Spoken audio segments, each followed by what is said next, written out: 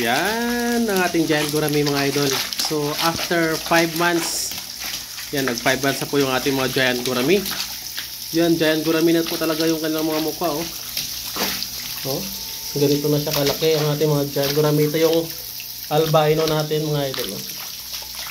Yan, ito yung mga giant gurami natin. Yan, so ganyan na sila kalalaki. Yan, mabilis din parang lumaki eh. Pero concrete pan po ito siya mga idol and feeds dependent po yung ating mga giant gurami. May mga maliliit din no sa paggawa na ng size.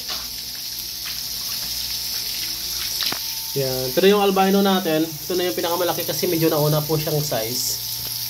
Ay, tatlo po ito sila mga idol no. Yan, may get 1/4 kilo na siguro. Ay, malapit na mag 1/2 kilo to. Oh, ganyan siya kalaki oh. Dito yung isa.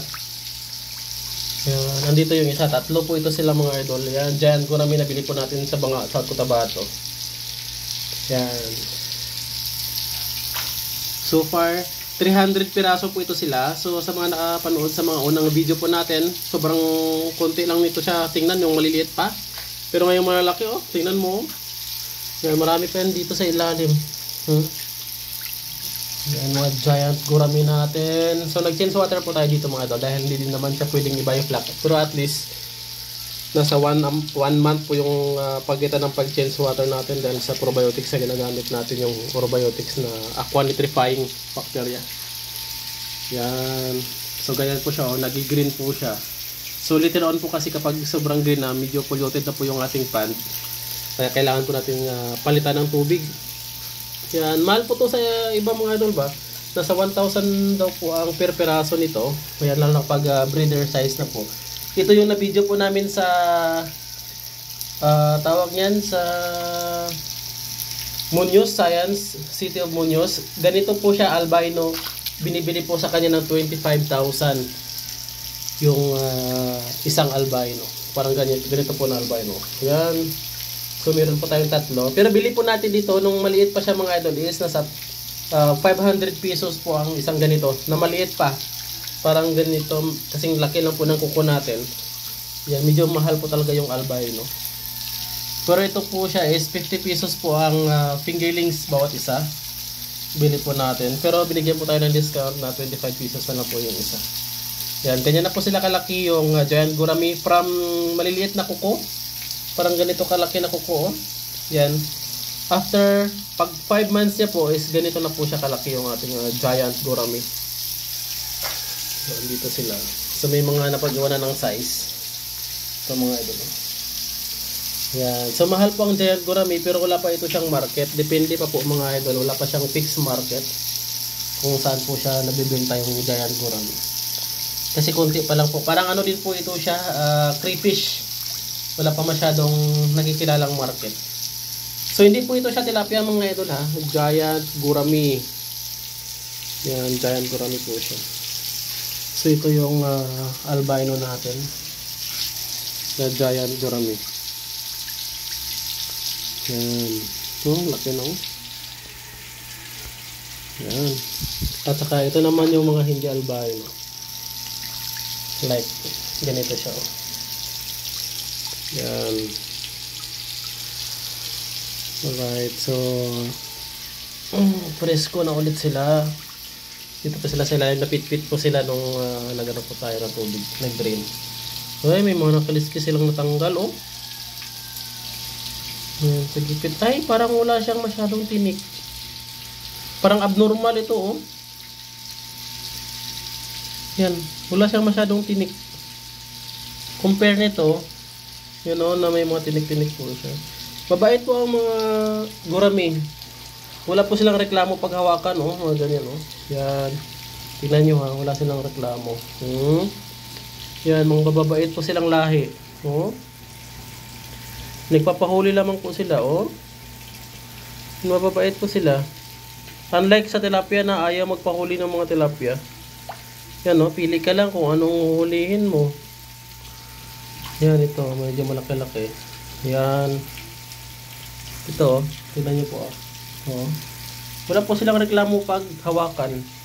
Unlike sa tilapia na hindi nagpapahawak. Yan. Yan ang ating giant gourami. Parang tilapia po siya. Malayo yung kahawig niya sa gourami mismo. Pero nakatikim po kami nito mga idol sa Tampalocan doon sa Science City of Muñoz. Masarap po siya. Konti lang yung buto niya compare sa tilapia. Tapos hindi siya masyadong magastos sa pagkain dahil maliit lang yung tiyan niya dito. Unlike sa tilapia na halos puro bituka. Yan, ito naman natin. Albino natin, oh. Dito lang yung ano niya, oh. Lalagyan ng pagkain, bituka niya. Maliit lang. Tapos pag na ano mo ito siya naluto, maliit lang yung kanyang buto. Sobrang konting buto. Ito, malapit na ito sa kalahating kilo mga idol. Sobrang laki na, oh. Yan. Hindi sila nagre-reklamo hawakan. Doon sila nakakatuwa. Yan. Dito, pinakababa. Okay, natanggalan siya ng kaliskis kanina siguro to. Yan. Hindi talaga sila nagre-reklamo hawakan ba? Ang bait po nila. Yan. So, red-change water po tayo. Ganyan po sila karami. Yan. Diyan po is nagmi-mix din po tayo ng pagkain sa kanila azula. Pero hindi siya, azula, duckweed. Pero hindi po siya masustain. Dahil matakaw po ito siya sa mga herbs. Kagaya po niya ng mga duckweed na yan. Matakaw po yung ating mga giant gourami. Rare po ito siya mga idol. So, some na mga area or province wala pong ganito. Yan. I think sa Visayas kung meron ganito. Lumalaki po ito siya ng hanggang 4 na kilo po siya mga idol. Susubukan po nating palakihin. Pero nasa 2 years daw po. So maybe kung ito is malapit na po sa kalahating kilo ang isa. Yan, maybe 2 years abot na po talaga ito siya ng 4 na kilo. Isang piraso ng giant gourami. So new breed po ito siya. Oh. Yan. Pag lumaki na kasi sila, mabigat na. Pag mga ganito pa lang, hindi pa masyado kasi manipis pa nga yung katawan nila. Oh, manipis pa. Ito, malapit na kalahating kilo na to. Ganito kalaki. Yan, ito pa. Uy, meron tayong native ata. May native. Sana yung native? Ay, giant gourami din siya. Yung maliit, oh. Mukha siyang native. Kasi hindi siya itim. Pero giant gourami din siya pala. Yan na.